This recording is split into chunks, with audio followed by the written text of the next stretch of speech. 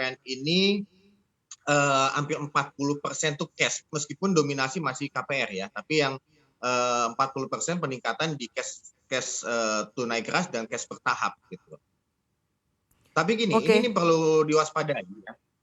Karena ketika Q1 triwulan 1 itu terjadi peningkatan penjualan rumah secara general, secara rata-rata, tapi ini harus diwaspadai, penjualan inden itu agak mengalami penurunan 4,9%. Artinya memang ada kecenderungan peningkatan yang terjadi di pertumbuhan di Q1 itu dikarenakan stimulus pemerintah ini. Nah, itu yang kita harapkan pemerintah dapat memperpanjang stimulus supaya tidak hanya ready stock ya, tapi untuk penjualan inden juga.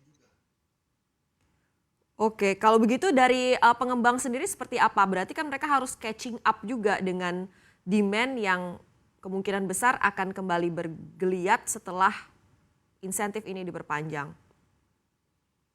Iya, betul. Artinya kan gini, kita lihat kalau kita hanya berpatokan insentif untuk ready stock ya, rumah ready stock itu mungkin hanya pengembang-pengembang besar aja yang ready untuk ready stock ya, yang siap, yang banyak ready stock di perumahan proyeknya. Tapi untuk menengah sampai menengah bawah pengembang, biasanya mereka kan terkendala cash flow, jadi tidak berani untuk ready stock gitu kan.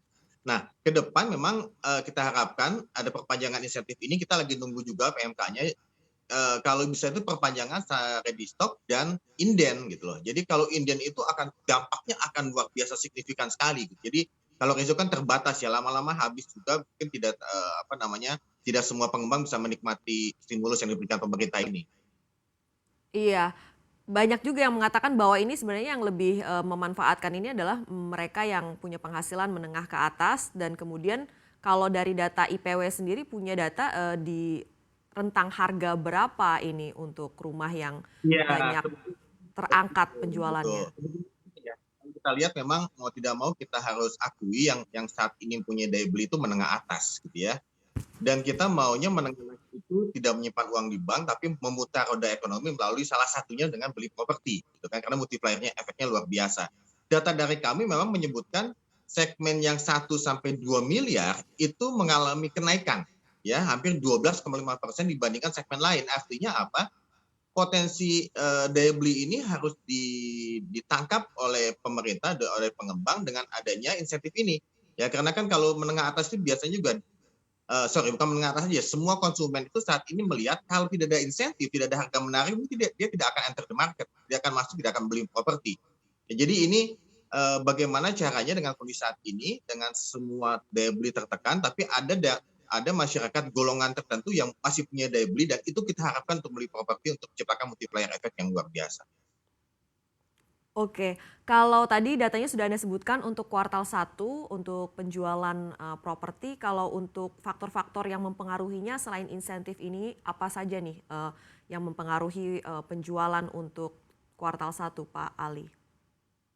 Iya, memang kalau di Q1 itu dan kedepannya memang itu vaksin dan pandemi itu sebagai game changer ini kita akan menunggu kan. Tapi memang kalau kita lihat sebetulnya semua pergerakan properti yang ada sangat tergantung dengan pembatasan atau pelonggaran PSBB ya, atau sekarang ada istilah lockdown kan. Jadi ini yang kita khawatirkan bukan di Q1, bukan di Q2 malah. Mungkin di Q3 ya, karena properti itu kan karakteristiknya beda dengan yang lain.